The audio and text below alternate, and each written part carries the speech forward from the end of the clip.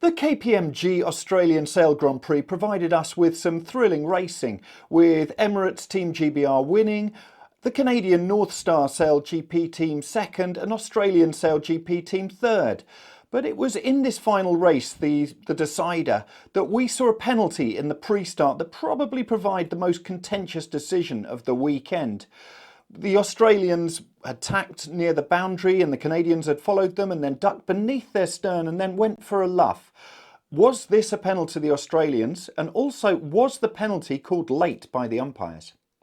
The incident itself sees the Canadian NorthStar Sailing Team, helmed by Giles Scott, duck behind the Australian sailing team helmed by Tom Slingsby, and then Giles goes for a luff and we just don't see a reaction from Tom Slingsby until much later.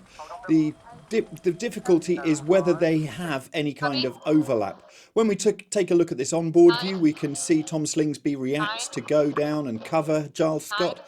Giles Scott, we can see, then turns the wheel up towards the Australian team and no reaction from them on board. And so this is where the controversy is. Let's take a look on UmpApp. When we look at what the umpires view, this is UmpApp, we can see that first of all the Canadian boat bears away and then goes for that luff.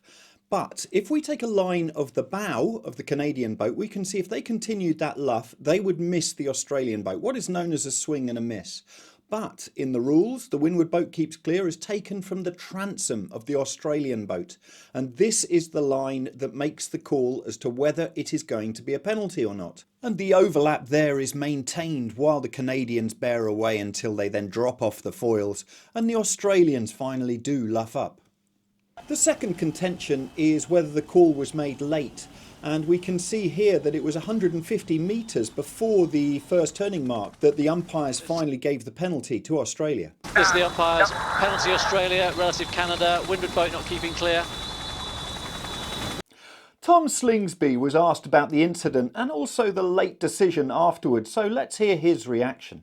Yeah, we're sailing so well, top 3 for 8 races, but a third in the last one hurts. Yeah. Honestly, we're sailing so well as a team, and this format, yeah, we didn't sail well in that last race. That's a lot on me.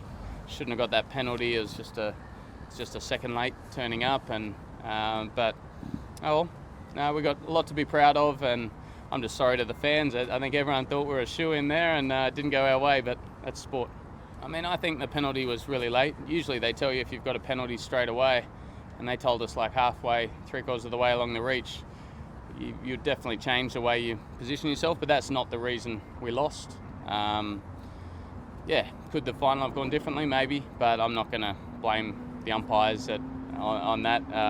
We didn't sail well enough in the final race, and that's the reason we lost. So it looks like Tom is accepting that he was maybe in the wrong for the incident itself, but that the call should have probably been made earlier. So it seems Chief Umpire Craig Mitchell, who I'd like to thank for his help with producing this video, is in the clear and can rest easy this evening.